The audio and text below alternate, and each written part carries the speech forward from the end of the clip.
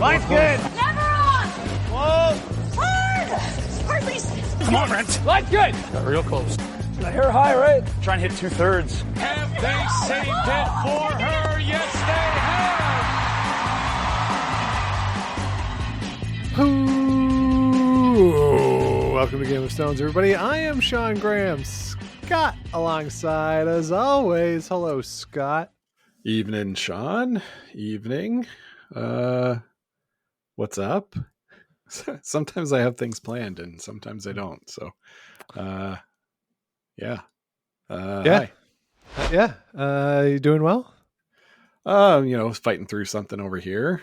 It's that time of year, I think, Indeed. where the sniffles run amok. So, I'm doing my best. Hope I don't sound too raspy or anything, but I've been working from home, doing a lot of meetings here online, so my voice might be a little worse for wear from that, but not too bad. And yourself?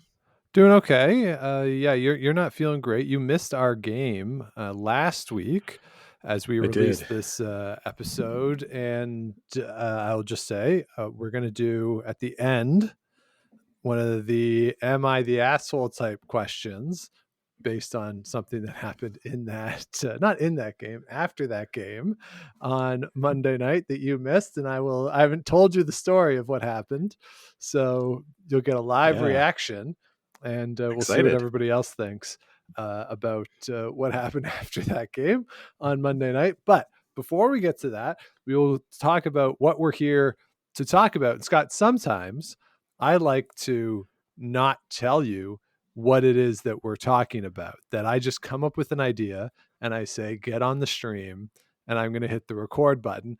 That's one of these times. Now, I've never done this before. Do you have any idea what I could possibly want to talk about? None, Sean, none. And these are fun for me too, because I have zero prep to do, so I can just hop on and react. Yeah. So I was walking home the other day and I was thinking, as I often do, of like, oh, what could a fun episode idea be? What could we do? And then it occurred to me as I was walking across the bridge from Smythe Street to Main Street over the Ottawa River, Scott, as I was standing there very cold, I was like, well, you know something? 10 years ago this week was the Canadian Olympic curling trials. And it occurred to me, Brad Jacobs is still around. EJ Harnden is now with Brad Gushu. Ryan Harnden is playing with Dunstone? Matt Dunstone, yeah. Ryan Fry is coaching the Italian men. So they're all four of them are still part of curling at a high level in some capacity. Ryan Fry no longer playing. But I thought, wait a minute. Was 2013, let's revisit that.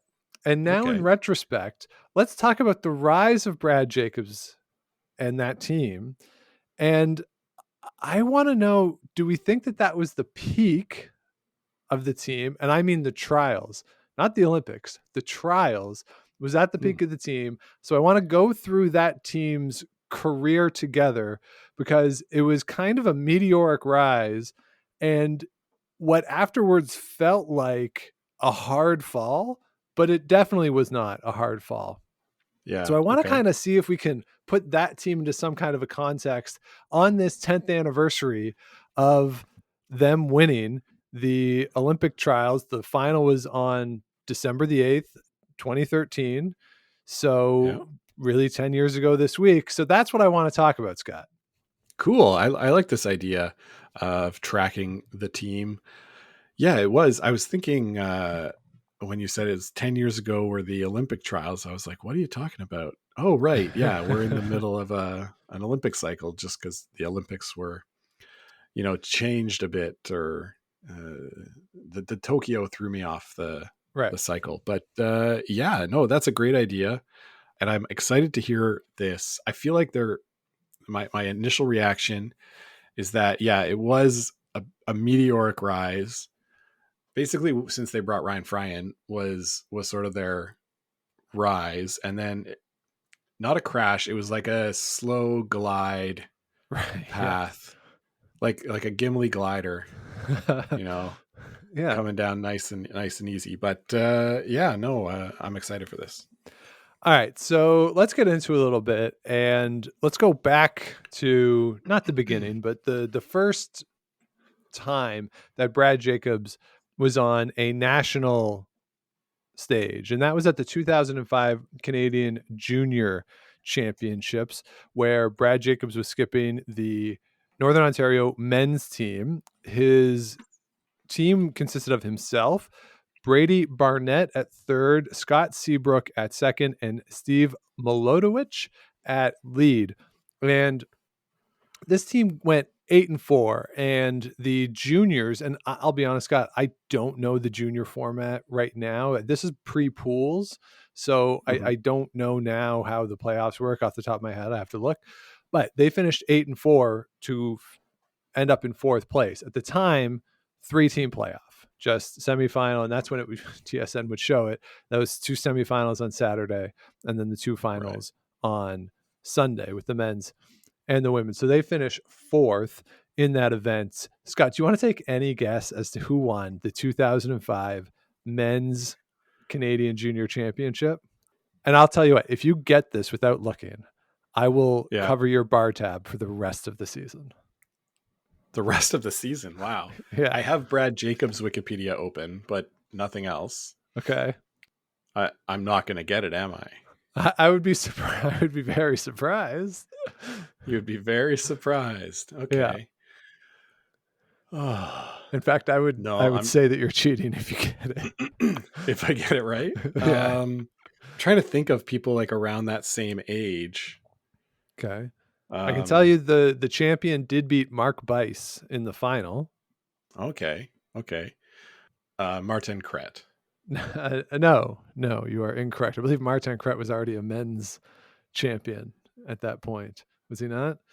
I don't think he was on that team. He wasn't on that team? Okay. So, okay. But anyway, it's not him. It's Kyle George skipping the Saskatchewan team. Yeah. Why did you make me talk about it for 2 minutes if I definitely wasn't going to get it? Yeah, because I thought that'd be fun. So that is Brad Jacobs' first appearance at a national event. That's good. I think 8-4, fourth place. That is very good.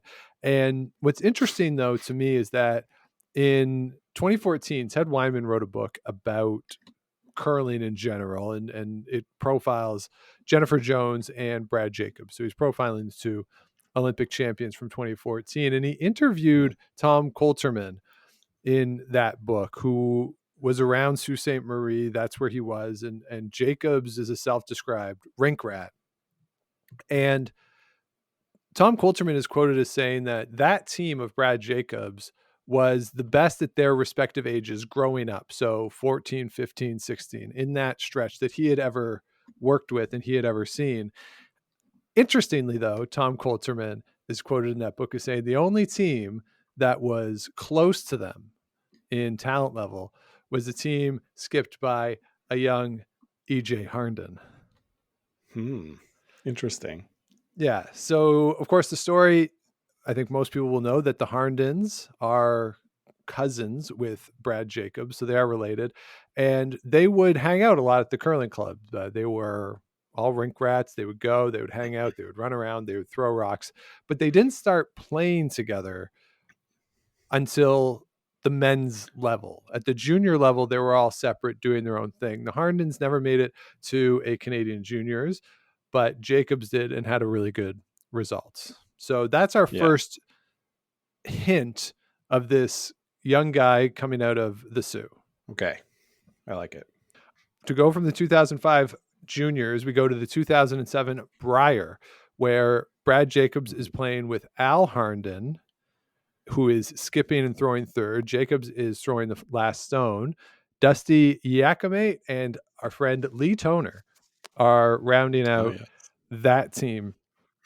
And that team goes 5-6. This is back in the 12 teams, full round robin days of the Brier.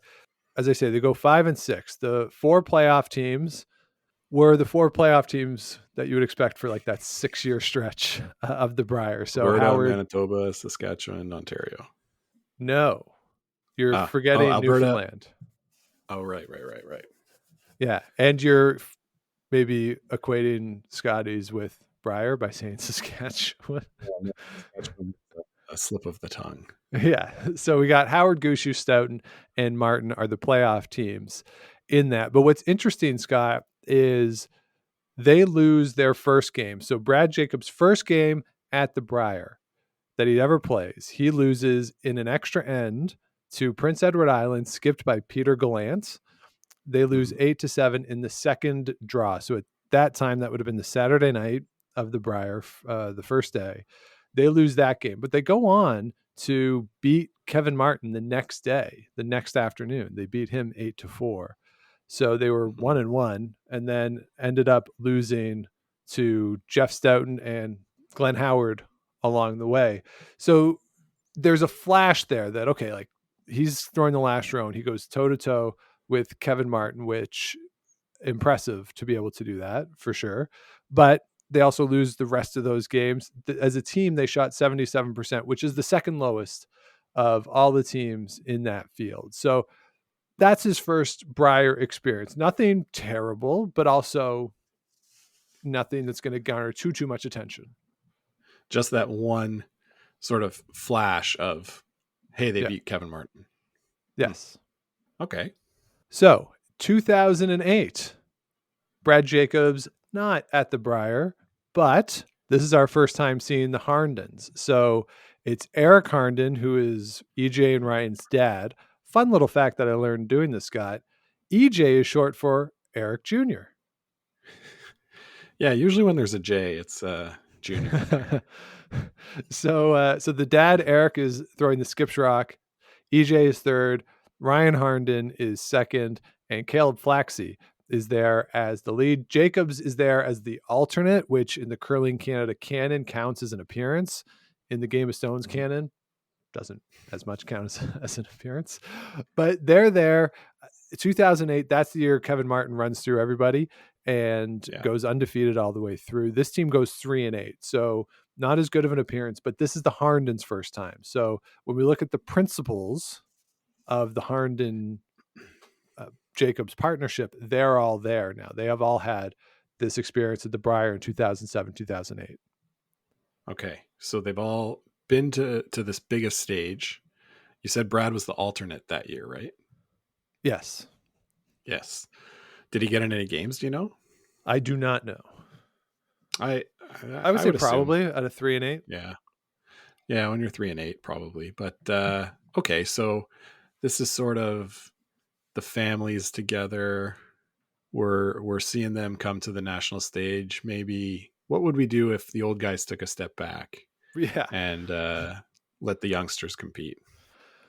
Yeah, so 2009, they don't qualify for the Briar. Mike Jacobo reps Northern Ontario. So let's jump ahead to 2010, where you have the initial lineup kind of that we know from this team.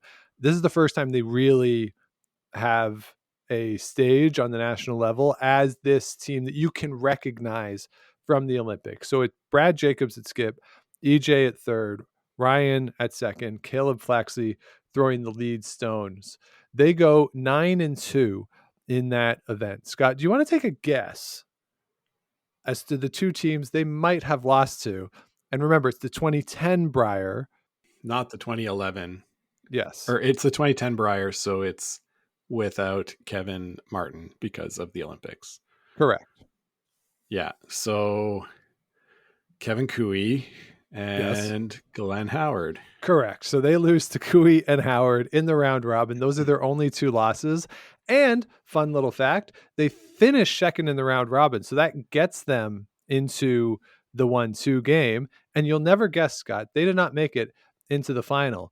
Do you want to know what happened and how they didn't make it into the final out of the 1-2 game?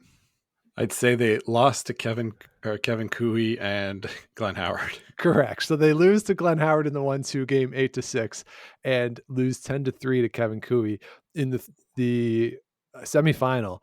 And Jacobs in the playoffs shot 67%. So first time for him in the playoffs on that stage. He shoots a low percentage. All the other skips in the playoffs that year were in the mid 80s.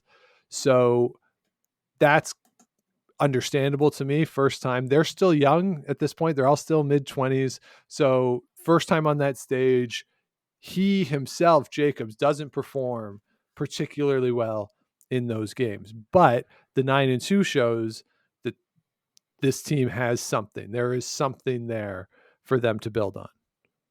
Yeah, absolutely. And Sean, do you remember what I remember the most about these teams early is EJ Harden had like a wicked fishtail on his slide. Yes. And I don't remember exactly when he corrected it, but he had gotten so far throwing that way that, why change it? But I think it was around this time that he started working to correct that. If not before the 2010 Briar, I can't remember, but it's like quite a testament to see the delivery back then, versus the delivery now, and how different they are, and yet just as effective. Yeah, absolutely. Yeah, it's well, I'd say it's more effective now. And he's a more consistent player now than he was then, and that was one of the things when we get to it, why there's a lineup change is in part because EJ with that fishtail that is not nearly as, I don't even think it's there anymore. No, made him a little inconsistent. Yeah. So after 2010, they get back to the Briar in 2011, but there is a lineup change. Caleb Flaxey is out. Scott Seabrook is in at the lead position. 2011, they go 7-4. That gets them 5th place in the Briar. They lose in that event to Kevin Martin, Brad Gushu, Jeff Stoughton. Scott, they beat Glenn Howard. Who do you think that 4th loss was to? This is another one. If you get me, I'll cover your bar tab for a while. In the 2011 Briar? Yeah. Jim Cotter. No, that's a good guess, though. I like that. They lost to Sean Adams out of Nova Scotia. Nova Scotia. Yes. Okay. So that's the loss that kind of keeps them out of the playoffs or out of a tie break, is that loss to Sean Adams.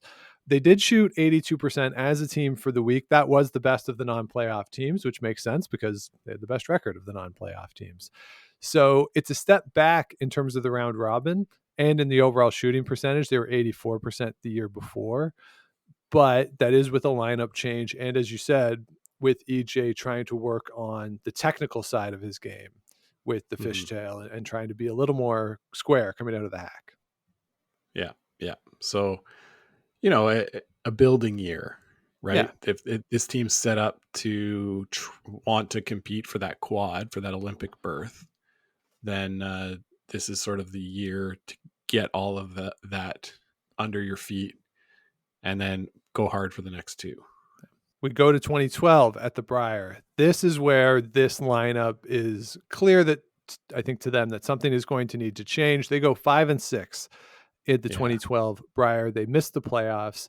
In the 11 games, they give up 12 steals. That's something that in the future you're not going to see from Brad Jacobs nearly as much. Those steal numbers.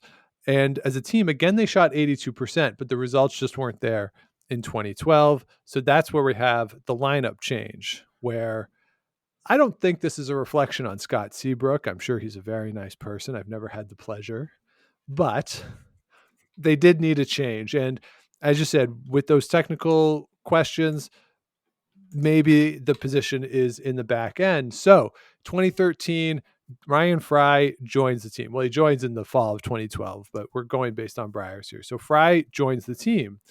So who's Ryan Fry? At this point in 2013, he had played in 5 Briars already. Somewhat coincidentally, he debuted back in 2007, so the same year as Jacobs. They make their Briar debuts together, and he was the 3rd for Jeff Stoughton. In 2009, he went out to Newfoundland and Labrador, played with Brad Gushu. He was the low man in the 3-4 game at the 2009 Briar, shot 73% in that game in the loss. The year after, in 2010, again with Gushu, he was up at 88% in the 3-4 game loss. 2011, again in the playoffs, Gushu lost the 1-2 and the semifinal, shot 85% in the playoffs.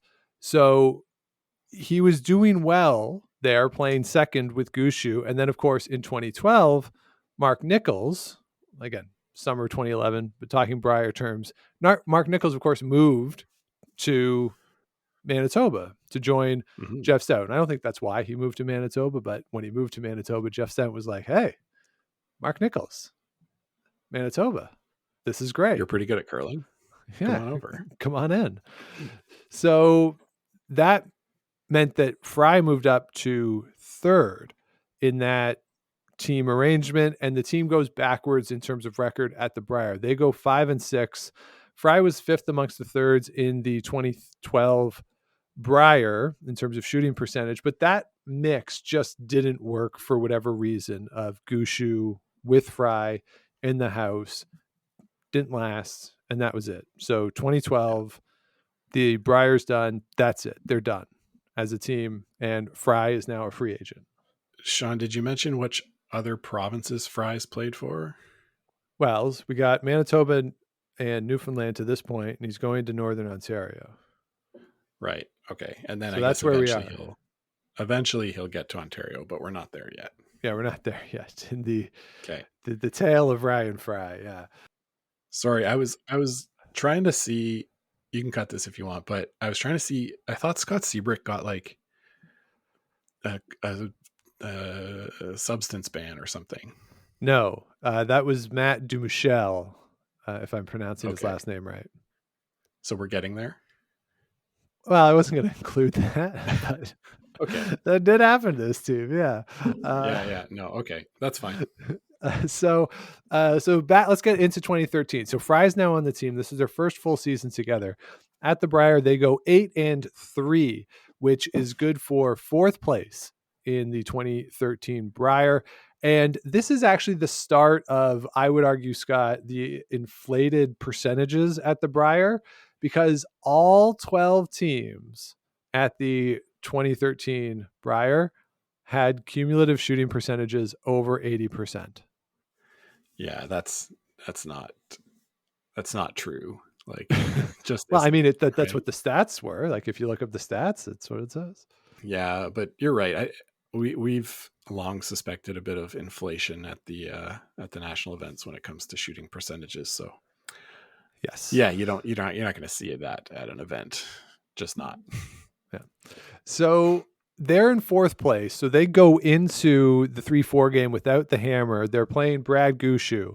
Bit of a maybe a revenge game for Ryan Fry. They beat Brad Gushu 6-5, then go into the semifinal to play Glenn Howard, who lost the 1-2 game to Jeff Stoughton. They beat Glenn Howard again without starting with the hammer, 9-7, and then in the final, bit of a rout over Jeff Stoughton, 11-4 to win. So they come out of that 4 spot to win the 2013 Briar. Scott, the previous 2 years, they had gone 12-10 at the Briar. I guess Jacobs had different lineup. Then they come in 8-3, run through the playoffs. So in 2013, they won as many games as they had the previous 2 Briars combined, if you include the playoffs. So this is a really impressive run for them. In the Canadian press story after the final, Kevin Martin called them up and comers, and that's because they were such young players. Having Ryan Fry and his experience, and Ryan Fry's experience with Stoughton and Gushu, but maybe even more so Stoughton, gives him, and he's a few years older than the rest of the guys, but that gives them that edge. That's kind of what pushed them over the top. The 3 together, really good, but Fry, who had learned from 2 of the best to ever do it, comes in, and that's what they needed. That was just sort of got them over that edge. And I would argue too, having those early playoff experiences or early playoff experience where they lose for Jacobs and then coming in and struggling the next 2 times, like understanding what it takes to win and then bring in Fry, the table was set for them to have a great week and win. And that's really what Kevin Martin is saying in that story after the final. Yeah. What it is like you say, you've been able to go through the adversity on your own, and then you bring a fresh perspective in that can help you sort of overcome that adversity, breath of fresh air, that kind of thing. So yeah, this is definitely the key move for this team. is making that switch. And, all credit to the Harnden boys for shifting down and really owning their positions, right? This is, I think it was in 2012, I was at the Briar and noticed that these guys were big and strong. Yeah, they're big. And, they're big and, dudes. Yeah. I think I was in the patch or something, and somebody was talking about, oh yeah, they got off the plane and they just went right to the gym at the hotel, that kind of thing. And so really embracing that physical side that had started, 10 years earlier with Scott Pfeiffer and Marcel Rock, and then brought through Hebert and Kennedy, and then now the Harnden brothers, really taking that role, embracing it and advancing it and using it to help further the team. Yeah, and in this story, Fry is quoted as talking about that they wanted to be known as the fittest team. And so here's this quote, which I think is pretty fun. If a sponsor is looking at a team that's fat and out of shape, as opposed to a team that's fit and look like athletes, why wouldn't they want to put their money into our pockets instead of somebody else? For us, the business of curling is the brand you've got to create. Yeah, I guess that's fair. Yeah. I mean, if you're mean and boring, then maybe not. But yeah, if all things are equal, sure, a team that looks more athletic, you'd want to go with them. Yeah, so they make that part of what they're doing. They go to the World Championship in 2013. They go 7-4 at the Worlds. This is the Page playoff, Scott, at the Worlds still. They beat Rasmus Sterne in the 3-4 game and then beat David Murdoch in the semifinal, losing to a young upstart named Nicholas Edin in the final. So they get a world silver medal. Yeah, that was in Victoria, Sean. And so a lot of the people I played with there had volunteered at the event. It took place a couple months before I moved there. So nice. Yeah, it's a memorable one for the folks in Victoria. All right, so let's get into the 2013 fall now. So this is, again, where I think their peak really happens. I think what often when people look back at the 2013 trials for Brad Jacobs, they didn't have an entry into it in September, right? As we entered the 2013-14 season, they hadn't booked their spot. That Briar win didn't get them the berth. So this was back in the days of CTRS points, and it was a smaller field than it is now as well. So they didn't have enough points to get the auto spot. So they had to go to the pre-trials, Scotty, in October. And the pre-trials field is pretty good. It's John Morris, Brad Gushu's there, Steve Laycock, Jean-Michel Menard, Rob Fowler, amongst others, some other names that you would recognize. But it's not a guarantee that they get through, even though they're the defending Briar champs. Right. Yeah, it's a strong field, and you have to win, right? It was one berth? Two. Yeah, so two. Oh, 2 berths. Okay. It's still pretty hard. Yeah, so they get through. So the way it worked basically is that kind of like a Page playoff where the 1-2 game is a qualifier to get a spot, and then the semifinal is the qualifier for the second spot, essentially. Right, yeah. So they play John Moore, in the first qualifier and lose that game, beat Brad Gushu in the second qualifier. So, Scott, they are the final qualifiers for the 2013 Canadian Olympic Trials. They're the ones that have to wear the orange shirts or whatever the players deem as the worst shirts. Yeah. That's the ones that they get. Yes. So we get to the 2013 Canadian Olympic Trials. They were held in Winnipeg. Scott, do you remember what marked the first day or two, the opening weekend of the 2013 Canadian Olympic Trials? There was a big sort of media thing, social media type sponsorship eventy type thing that happened at the 2013 trials. Do you have any recollection of it? I don't. No recollection. All right. Well, this is when a certain San Diego newscaster made his way to Winnipeg to promote his biopic. His biopic. Ron Yeah. Burgundy. Yes. So Will Ferrell was there in character as Ron Burgundy. Scott, I went and found the Curling Canada preview of the 2013 Canadian Olympic trials. I Again, like it. Brad Jacobs, yes, they're the last entry in, but he is the defending Canadian champion. Yeah. Ron Burgundy is mentioned 3 times as many times in the Curling Canada preview of the event than Brad Jacobs. Brad Jacobs is only mentioned once. So they're talking about the field, and it's sort of the end of a sentence, and it says, not to mention reigning Tim Hortons Brier champion Brad Jacobs of Sault Ste. Marie, who, along with Morris, so they've already mentioned John Morris, which, okay, fair enough. He won the gold medal at the last Olympics. Yeah. Qualified for the trials out of the Capital One Road to the Roar pre-trials. That's his only mention in the preview. Wow. Yeah. That's not a lot of respect, eh? No. So to me, that gives a sense of, all right, so the expectations coming into this are not particularly high for them. But when you look at the field, Scott, I think it's kind of an interesting moment where there's this changing of the guard. So the field is obviously Brad Jacobs. John Morris is there with Jim Carter throwing fourth. John Epping with Scott Bailey, Colin Mitchell, Dave Mathers. Mike McEwen, that team that we saw for a few years together with the Neufelds and Matt Wozniak.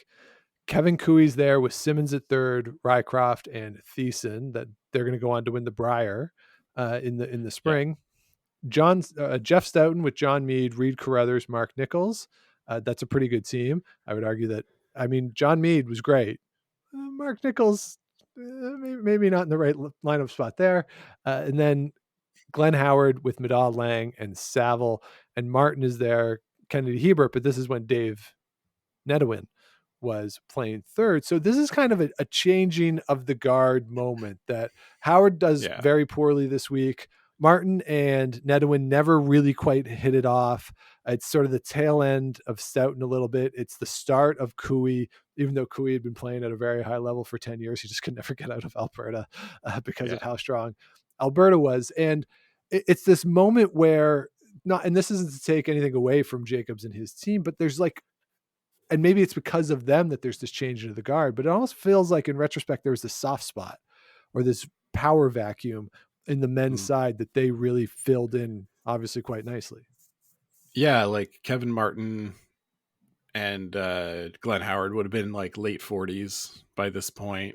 Right. And sort of their apex was the quad before. Yeah. Certainly we saw them playing in the finals, having all those great battles against each other. I do remember that Glenn Howard's week was very disappointing from their perspective, you know, having been such a high contender for so long, but it was Richard Hart had left. So, you know, they were plugging the hole with Wayne Middaugh, another older skip or older player at that time.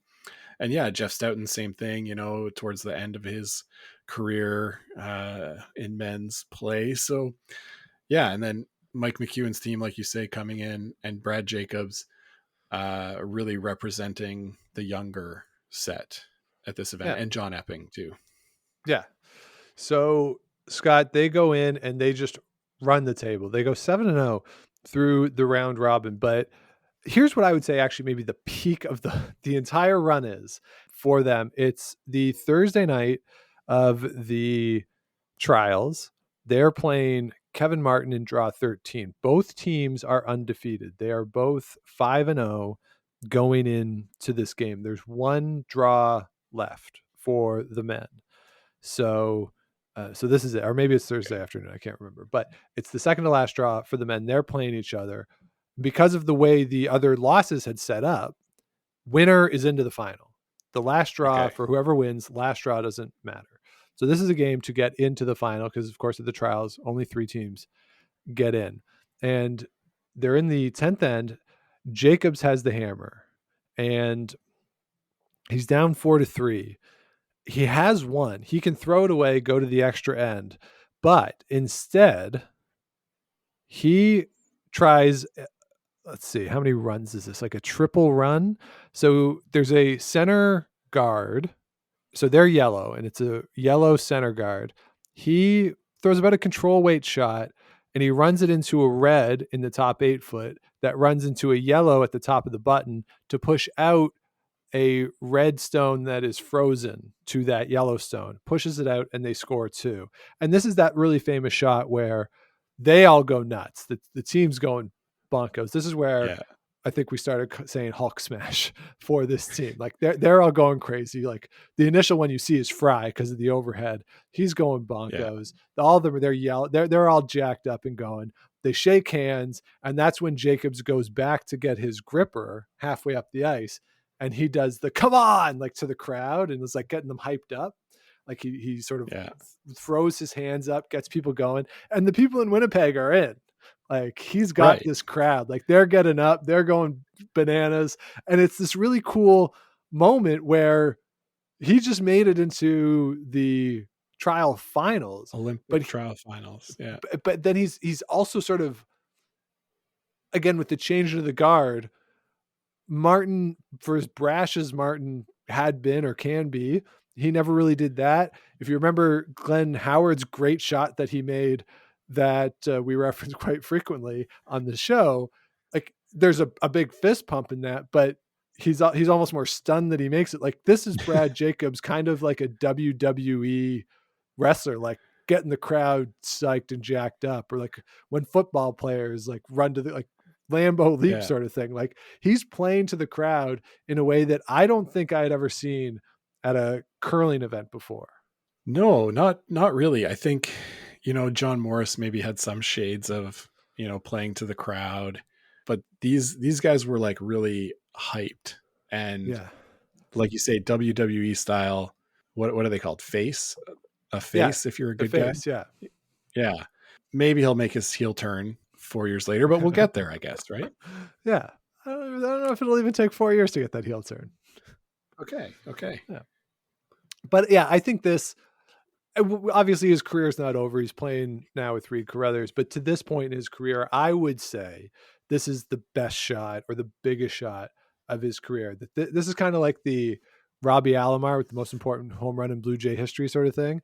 Like, yes, there's another home run that wins the World Series, but you can make the case that without the Alomar home run, they don't get there. Same thing with this. Like you could take all of his shots at the Olympics, but I don't think he has a signature shot there the way this is a signature shot that's going to run forever on best of curling lineups. Like this shot has to be there. Yeah, I agree. Scott. Yes. What do we use to record this fine audio program? Well, Sean, we always use Zencastr, my favorite podcast recording platform. Yeah, me too. I really like Zencastr. We started using it a few years ago. I think start of the pandemic. Actually, Ryan from Rocks Across the Pond turned us on to Zencastr because we were using Skype and recording on Skype, which presented editing issues because you get the whole Skype call, not just what you want to record, what you want to have on your show. The audio is not as good because with Zencastr, you're getting the input from each person, whereas on a Skype record, you were getting the one person side of it. So it didn't always sound great. So we love Zencastr. We've been using it for years. It gives us the video when we've done video, it gives us the audio, really good quality, really easy to edit, gives you post-production quality as well. Scott, by far the best recording stuff that we have used. And that's the truth. Yes. So we are part of the Zencastr family of shows and stuff, and we're very excited to invite you to try out Zencastr if you want to start your own show. Zencastr.com/pricing, and you can use our promo code to get a 30% discount from your first month of any Zencastr paid plan. Scott, our offer code might surprise you. It's What's Old is News, all one word. This is a joint deal because I also have the history podcast that is called What's Old is News. I use Zencaster for that show as well. And if you go back and listen to some of my early episodes, like early episodes, like 2013, 14 range, you can really tell the difference that Zencaster has made in the overall quality. So again, zencaster.com/pricing, use What's Old is News in the offer code, 30% off any paid Zencaster plan. Again, zencaster.com/pricing. What's Old is News if you want to sound great on your own show. I'm heading there now, Sean. So they go into the final, and Kevin Martin loses to John Morris in the semifinal. That's the only loss that Kevin Martin had in the round robin. Loses to John Morris. In the final, Brad Jacobs wins 7-4. They were tied at 3 in the break, and then they take over in the second half. All 4 of the guys are in the 90s in that game, so they are representing Canada after getting second billing to Ron Burgundy in the preview. They go to the Olympic Games and go 7-2 in the round robin. They lose to Nicodine and Sven Michel from Switzerland. That puts them in second place through the round robin. They beat China and Rui Liu in the semifinal 10-6. And then, Scott, do you remember who they beat in the final? Well, it wasn't Nicodine, right? It was not Nicodine, no. No. Was it Norway? It was not. It was no. You just keep naming. Don't I just name all the countries? One day I'll get there. So it was actually Great Britain and David Murdoch. David Murdoch, right? Yeah. So they beat him 9-3 in the final. What's interesting though, if you look at their line scores through the course of the week, they beat China in the round robin 9-8. They beat Denmark 7-6. They beat Germany 11-8. So they're playing close games against teams that you wouldn't necessarily expect them to. Lost a 1-point game to Switzerland, a 1-point game against Sweden as well. The 2 losses are only by a point, but they beat the Americans 8-6. So they played tight games actually all the way through the week. So I think there's this perception of domination at the Olympics, but the domination was at the trials. At the Olympics, they obviously performed really well, only losing 2 games, but they were in a lot of close games. This wasn't like Jennifer Jones at the Olympics kind of like just jumped on everyone's neck as she went through the event. Jacobs, they had nip and tuck games, and they had to, not that Jennifer Jones didn't have to work for her games, but they played a lot more 10th ends than the Canadian women did at this event. Yeah, you're right. As you're going through it, I was like, oh yeah. And then they also ran the table at the Olympics, right? And oh no. Yeah. I didn't remember that. I was thinking of the dominance of Jennifer Jones and just assumed that both were that dominant, given that they both won gold medals. Yeah. So coming out of the 2014 Olympic Games, they of course are the gold medalist. And I think there's this expectation because they're all young still, right? Brad Jacobs to this point, he's not 30, he's 29. He's born in 1985, and the Hardens are around the same age. So like you would expect that they're going to go on this run and they're going to parlay this into certainly another cycle. And there was a thought though that because of the familial relationship that there'd be multiple cycles, right? And they talked about how Fry was sort of extended family now, and that they had all gotten really close. And I think that's still true I don't think there's ever been a real falling out amongst the guys, but there's this notion as we go into the summer of 2014 that these guys in this lineup are not only going to be around for a long time, but are going to be dominant for a long time. Yeah, for sure. I mean, I guess we'll get to it. They kind of were around, but not the dominant force that you saw, like Brad Gushu the last 5 or 6 years, or the Furby 4 back in the day, or the Kevin Martin era in the late 2010s, right? Not to the same extent as dominant, but they were around and are still in their own ways. Yeah. So just they, not of course, together. So not together. Yeah. So of course they do not play in the 2014 Briar, which was typical, but we'll see what happens in 2026 if people want to pull the Gushu and try and play in it, but they don't play in the 2014 Briar. Of course, Kevin Cooey wins that. And then it's the 2015 Briar. Scott, this is where the heel turn, I think, happens a little bit for some people of this team. And it's a game against Ontario, which is skipped by Mark Keane this year. And a young Matt Cam, a very young Matt Cam, is playing for Mark Keane. And there's a moment where one of the Harndens, after Matt throws, they tap him with their broom. Yeah.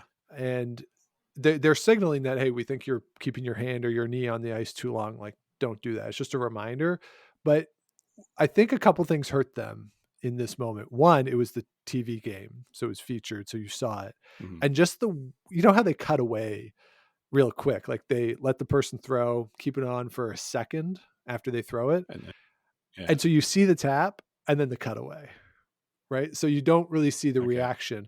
And I don't really know what Matt Cam did, if Matt Cam turned around and was like, what the hell, or if he did like a Joel Returnaz, when, I don't know if you saw this a couple of weeks ago, and Returnaz makes a good shot, Hebert hit his broom and Returnaz was like, yeah, I did that. Like, so like, I don't know what the reaction was, but I don't think it helped that you didn't see what Matt Cam's reaction was in that moment. And Brian Cochran, who is the coach of that team, apparently, according to the story, complained to the officials after the game. The Jacobs team and the Keene team met in the locker room after the game and apologized. But it wasn't until the next day, just because of the nature of when they could talk to the media, that they spoke to the media. And this is, maybe peak Twitter. Maybe, I don't know. Twitter is not peak now. We're certainly well past the apex of it.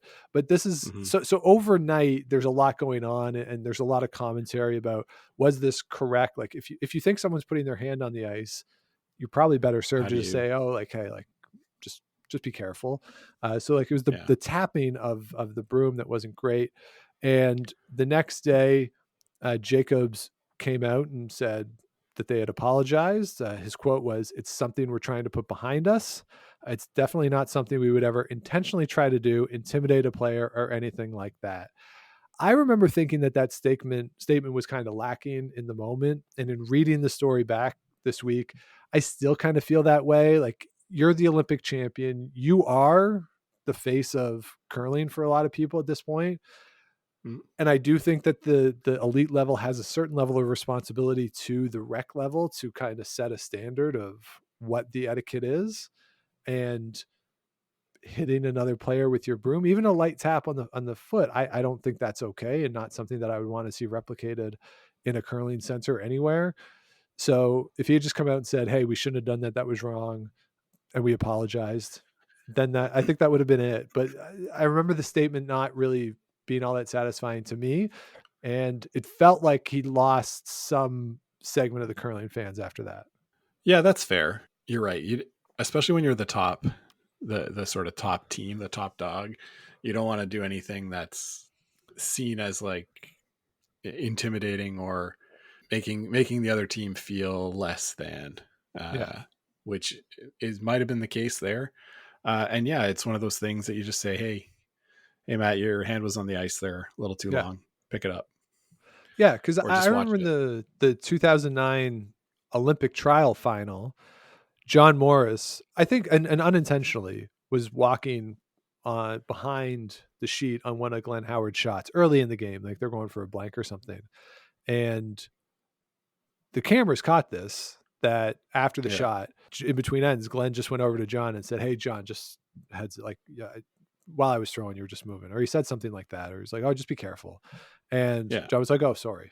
And that's it. And then it goes away. And that's the end of it, right? Yeah. If he had come over and taken his broom and been like, hey, man, stop it. Like, right. It's a whole different thing. So, yeah. And there is a segment of the curling fandom that never liked him because of the, like, yeah, come on. Like, there's a certain segment that never liked that. Like, we should acknowledge that. But I think that hurt. And then that happened on Monday of the Briar. The statement came out Tuesday. And then on Sunday, Pat Simmons put his broom into the rafters. The rafters. Like, so that's that event. So they make Yeah. it to the final of the 15 Briars. Pat Simmons does his thing, my favorite shot of all time, after they beat Gushu in the semifinal. What's interesting, Scott, is that's the last time that they get to a Briar final, or really, let's set aside the slams. Let's say like a major final as a team. So this loss to Simmons in 2015 is the first of 8 consecutive playoff losses at the Briar, if you don't include the 2016 bronze medal game, which they won. And since the bronze medal game is dearly departed, I'm not going to include it in this. I'm going to say 8 straight playoff losses at the Briar. So they lose the 2015 final. They lose the 1-2 game and the semi in 2016, the 1-2 game and the semifinal in 2017, the 3-4 game in 2018, and the 1-2 and semifinal game in 2019. So they go on a long losing streak through the rest of their time together. They don't win, again, excluding the 2016 bronze medal game, another playoff game at the Briar following the Pat Simmons shot. What is so remarkable about that to me is that you have to get to the playoffs to lose them. It's like the Buffalo Bills losing 4 Super Bowls, right? Like that's what they're remembered for losing them. But people forget that it's like a pretty incredible accomplishment to get to 4 Super Bowls. Yeah. And it's a pretty incredible accomplishment to get to the playoffs at the Briar for, what is that? Taking out 2014. That's like 7 straight years. Yeah, something like that. Yeah. Yeah, like that's very remarkable. It doesn't, I would say it doesn't happen a lot, but it has. But all those teams are really good, which is a testament to why they get there all the time. So they have that run, and yeah, as you say, like getting there is impressive, but you remember the losses in the playoffs. Yeah. And then in the fall of 2018, the Chris Schilly, Ryan Fry incident happens that they get ejected from an event. Conflicting reports, but the consensus of the stories and what everyone seems to have agreed on is that they were overserved or overconsumed, if you will, and were ejected from that event. Fry does not play in the 2018 Canada Cup because of that. He was on leave from the team, and then in 2019, Fry's gone. And that's the end of that team. So he goes to John Epping. The other 3 continue to play together. This is when Mark Kennedy comes in. But Scott, I think the tale of Team Jacobs after the Olympics in 2014 is something that comes up in sports all the time, is that you can't take anything as a fan. And I'm not saying that the guys did this at all, but as a fan, you can't take anything for granted, because as I said, you would have come into the summer of 2014 being like, these guys are going to be a force for a long time. And again, they make those Briar playoffs. They do win some slams along the way, but they never reach those heights again, which you would have assumed. So again, as a fan, just never take anything for granted. Yeah, Sean, you're talking to somebody here who would have thought the Buffalo Bills might make the playoffs before the year started. But no, it's true. It's one of those things that if this team was from another country, we would see them at the World Championships all the time, right? All the time. They would have won multiples, I think. I think so. And because they're not, they have to play to get there against a tougher competition, and weren't able to get back to that height. I think, is there some kind of myth about, the myth of somebody walking up the mountain and then always like falling and then having to get up and do it again? That's the pushing the boulder, right? Yeah. Sisyphus pushing the boulder. Yep. Imagine how much more difficult it would be if the first time he had got it to the top and then could never get there again. Like, that's compounding the frustration of having to do that, right? So at the same time, great team. Yeah. One of the best of the era. but that's sort of the standard by which they're judged through the lens of history, will be their performance in those national championships, and then their inability to get to the world stage. Yeah, I really the only thing missing for the team was a world championship gold medal, Yeah, and they only got there once with the one Brier, and you could kind of see, because we were there in 2017 for the trials, that the previous 4 years, I think the pressure that they put on themselves as the defending yeah, champions, plus the losses at the Brier and not getting over that hump again, really compounded that week, where Brad Jacobs, after missing a draw, he threw one through, wide open draw for, it yeah, was either facing two or to score a second point. I can't, but it was a wide open house, and he pitched it through, and he went back to the scoreboard, grabbed his gripper, and like kind of beat the hell out of it yeah, for 5 yeah, or 10 seconds.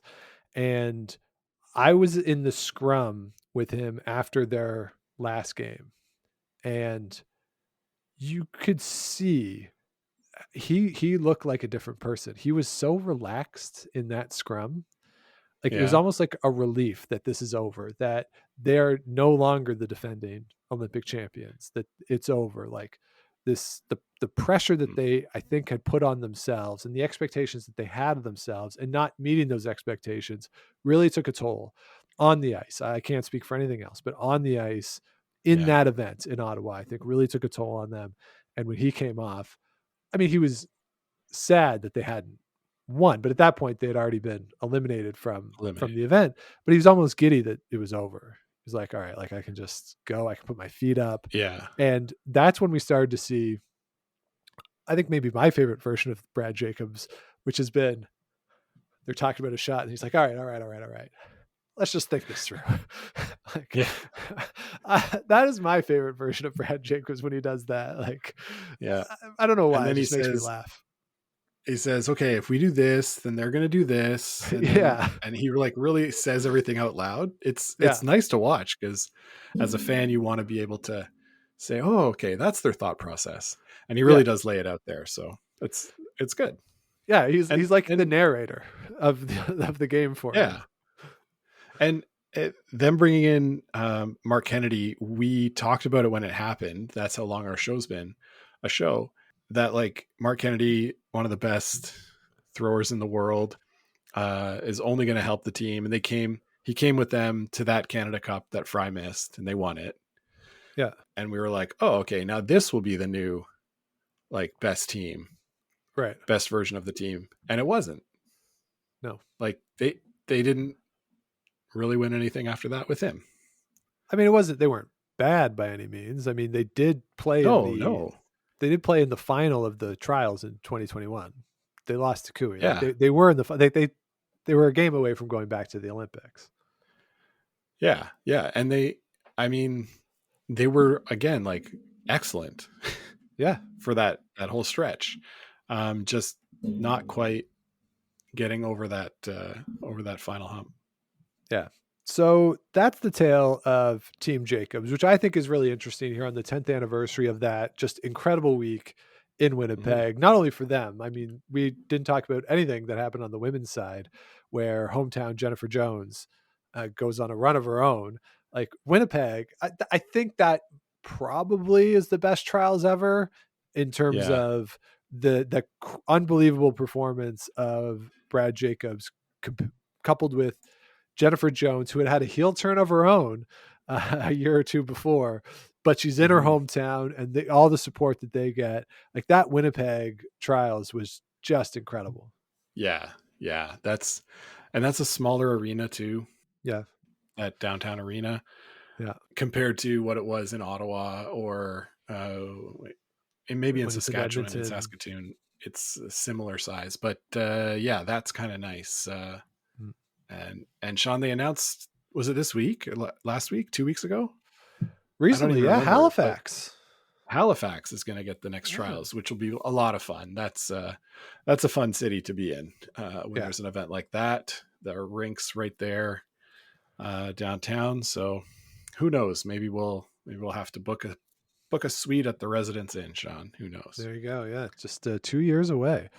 the 2025 trials. So Yeah. Scott, that is the tale of Team Jacobs. I would contend that 10 years ago this week was their apex, was the pinnacle of those four guys as a team. Again, not to take away anything Yeah. from the Olympics. They won an Olympic gold medal. But that week to run through an Olympic trials field, even as we said, if it's a moment of transition for Canadian men's curling, to run through undefeated in the way they did, with the big shots, with the power sweeping, with the playing to the crowd, with being underestimated, all of that comes together in just this really cool week for them that, looking back on it 10 years later, there's some what ifs with them as a team, but I don't think there's another comparable team out there on the Canadian side. I looked through the Brier results.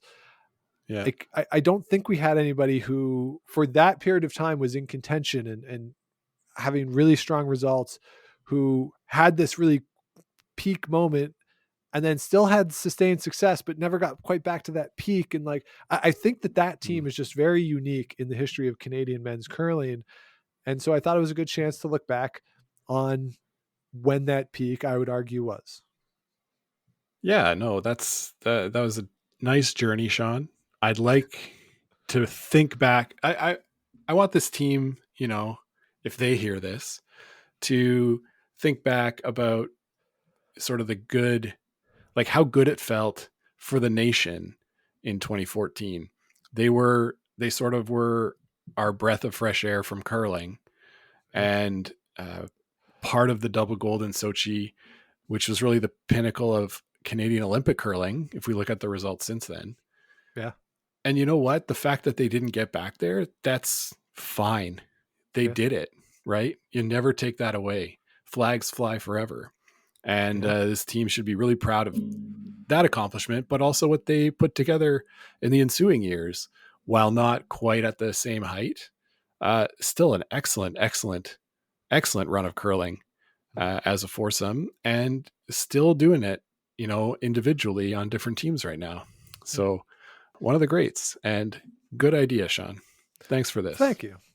And thank you for listening, everybody. We'll have story time in a minute, but first, do head on over to GameOfStonesPod.com. All of our past episodes are there. Merch tab.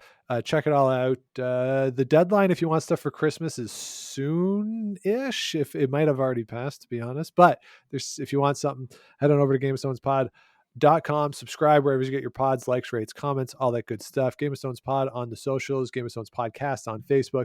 And if you want to let us know what you want to hear on the show, Game of Stones Podcast at gmail.com. Scott, all right, let's get into, we'll do this fast because that took longer than I thought it would, but it was fun to do that. Yeah. So Monday night, okay. You were not there.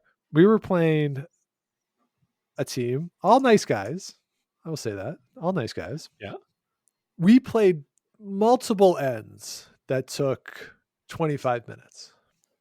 So I will admit that I am a little fanatical about pace of play, that I feel like just put the broom down and throw.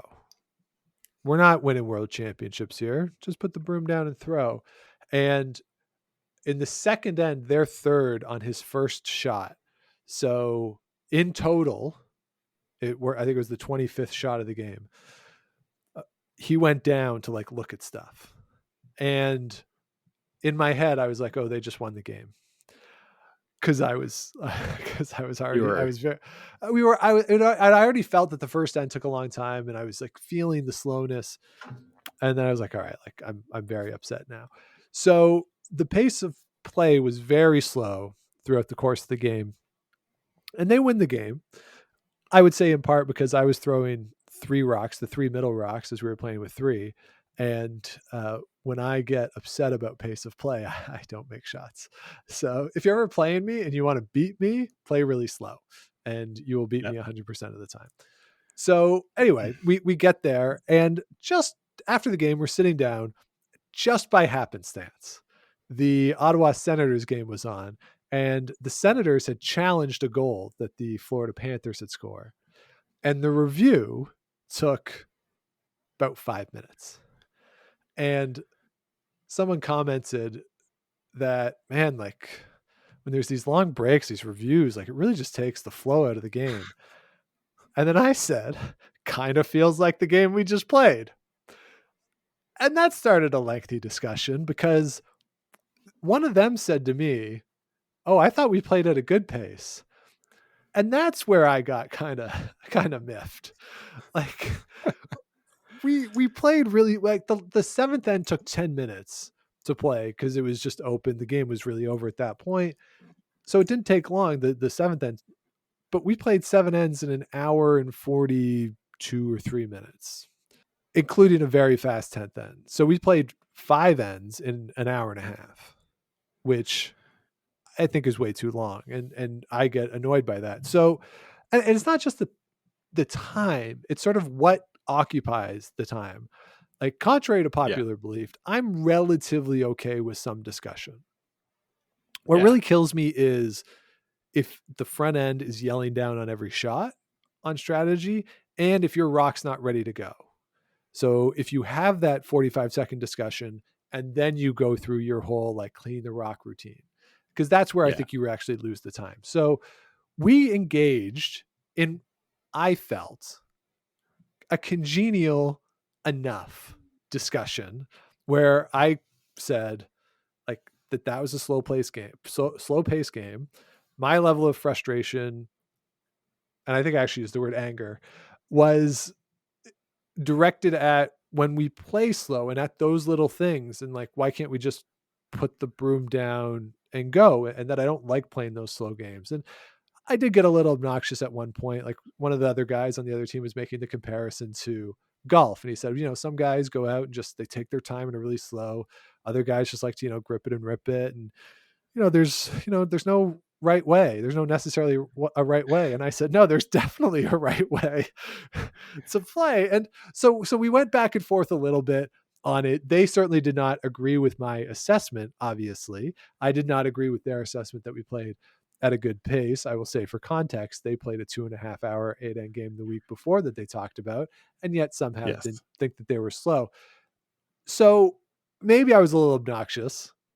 And by maybe, I mean I was definitely a little obnoxious. And I'll tell you, the table cleared out pretty fast. Yeah. So I felt mildly bad, more so for Jesse, who is our third, who is skipping, who he said at one point, yeah, I'm admittedly really slow. And there was a lot of discussion on our end, or really with Jesse in the house. He was down there with Steph, and we didn't give him much because I kept missing all my shots. So he didn't really have anything to throw at. So I felt a little bad in that regard. But after everybody left, it was just me and Steph. And I said, like, hey, I hope that wasn't too much. But also, that's the time to do it, right? Like, I can't do it after we win. If we had beat them, I can't be like, hey, like, we beat you, also pick up the pace. But I feel like after we lose, I can say, hey, pick up the pace. So that's what happened. I think am so. am I the asshole in that scenario? Well, Sean, you know me, and I agree with you that the pace of play needs to be quick. I'm not always as good at it as the skip as I was, I think, as a front end player. Right. But that's because like the front end players should be ready to go, right? And it's not rocket surgery that we're doing here. If it's an easy call, make the call and then throw it.